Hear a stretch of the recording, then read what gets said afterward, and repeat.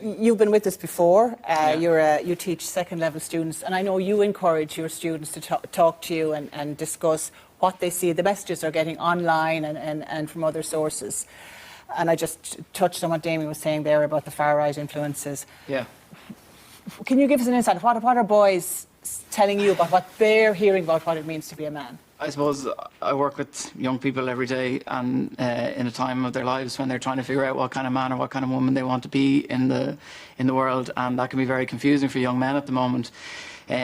Because they've grown up in the misogynistic, patriarchal society that we all have, and they're being taught the same things that we've all been taught as men growing up in society, to be more dominant, to be more powerful, to have more status, to have a big salary, a big car, a big house, more sexual partners than anybody else. And then when they start enacting that behaviour that they feel is expected of them to achieve those things, they're chastised for it now, and they're told that it's toxic. And I know what toxic masculinity is, and you know what toxic masculinity is, but when I say that in a classroom with a 13-year-old boy, he immediately shuts down, because all he hears is masculinity is toxic. And he goes looking for somebody who's going to stand up for what he feels he's been told to be in life, and he finds the likes of the online right-wing misogynistic content, like Andrew Tate, for example, and we saw the massive response to Andrew Tate, particularly from young men and boys in Ireland 2 summers ago.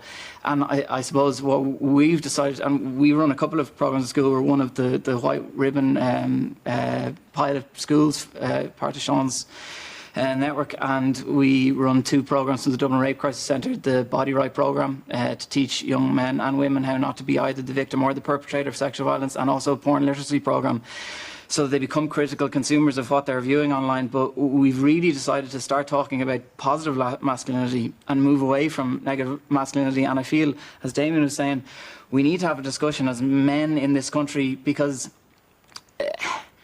Gráinne shouldn't have to be running self-defense classes. Like, we as men in this country, we need to take ownership of the fact that it's our issue.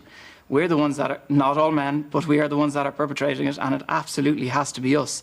And not in a shame-based way, or not in a guilt-based way, but in a way that we can feel really positive about deciding we don't want to live in a country where we're more likely to end up being in a situation where we hurt the women in our lives. And we don't want to live in a country where our women are afraid, sorry, not our women, excuse me, where women in our country are afraid to go on a run or be around us in certain situations that I never have to consider because I'm male.